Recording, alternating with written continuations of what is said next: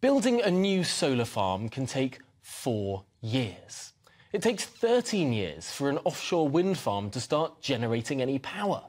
And from reservoirs to railways, our national infrastructure is slow, delayed and far more expensive than it needs to be. Since 2017, the proportion of nationally significant infrastructure projects taking more than 18 months to be approved, or indeed otherwise, has more than doubled. That's up from 20 to 43%, taking more than 18 months.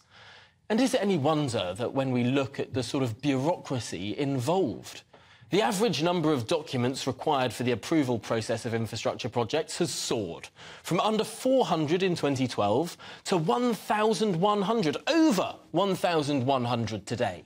Paperwork that's stopping us from building things. And this is particularly stark when it comes to nuclear power. Hinkley Point C required 1,000 planning documents. Now, the later, almost identically sized Sizewell C project has taken almost 4,500 documents. This, of course, creates delays and increased costs. Now, the Levelling Up and Housing Secretary, Michael Gove, was due to publish the Nationally Significant Infrastructure Projects Reform Action Plan. Bit of a mouthful today. A plan to speed up our agonisingly slow delivery of projects like big power developments, transport links, and indeed other major schemes. Although almost poetically, this morning I've learned that the government's plan to speed things up has itself now been delayed. What a metaphor. The government will publish the action plan on Thursday, rather than today, as had been originally planned. Let's hope it really does and it's not delayed any further. But let's speak now to Freddie Poser, the director of the affordable housing campaign Priced Out, who joins me in the studio. And Freddie, should we be surprised that it's taking this long? There was a consultation about speeding up infrastructure 2 years ago, and we're still not seeing the results of it.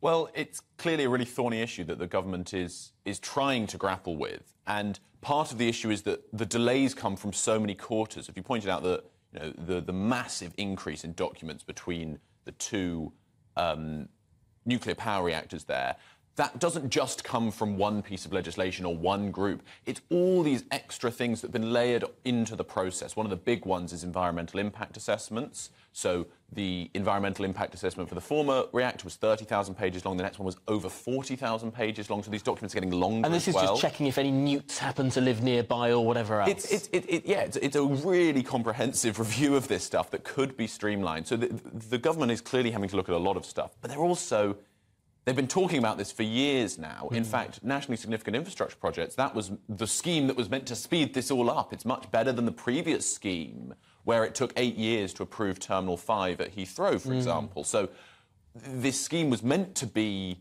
the panacea, the thing that solved this problem. But it's got bogged up over time. And it's slowed down since it came in 2012, yes. So that's a really interesting point, because we're looking at all of these different infrastructure projects across the country, whether it's trying to build extra housing, whether it's trying to build a railway, whether it's trying to build a reservoir in the southeast of England, which we haven't done since the 1970s. Then we wonder about droughts.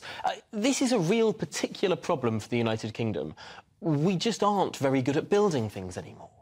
Yeah, and it seems like the main issue is not just we're not good at building stuff, we don't even let the building happen in the first place. In fact, when we do build stuff, it can be very impressive. Crossrail, for example, had its flaws, but certainly is an impressive and well-built railway. We need to get on and build this stuff, though, and what the government is planning to do, or at least has made noises that they are planning to do, and we don't know what they're going to do because, as you've pointed out, it's been delayed again, but what they've been talking about for years is making a shorter application process. So these nationally significant infrastructure projects are decided by the Secretary of State, not by local councils. And the idea is there's already meant to be a maximum length of time that these projects can take to be approved, which is, as you said, delayed by 43% of cases. They want to make a faster version of that for some projects.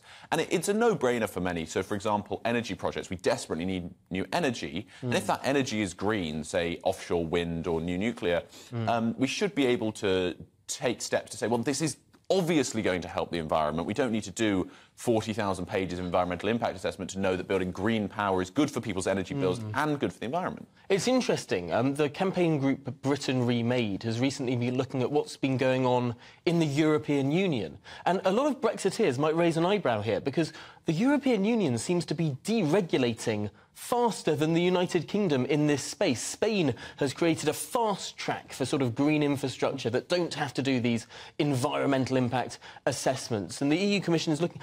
Is the UK at risk of looking sort of more EU when it comes to red tape than the EU does now? I think potentially a lot of this regulation comes originally from the EU, and now, you know, we're stuck in this world where we should be able to really change it. And maybe, you know, if you're a Brexiteer, you could see some of this as a Brexit freedom that we could move on ourselves. But I think it's really tough with so much up in the air with Brexit, the Northern Ireland Protocol, for example, that these things aren't being done. So I hope that on Thursday we see a really comprehensive plan that's going to tackle some of the issues. As you point out, Britain Remade has been really good on this stuff, pointing out, you know, where the government could really move and make a difference.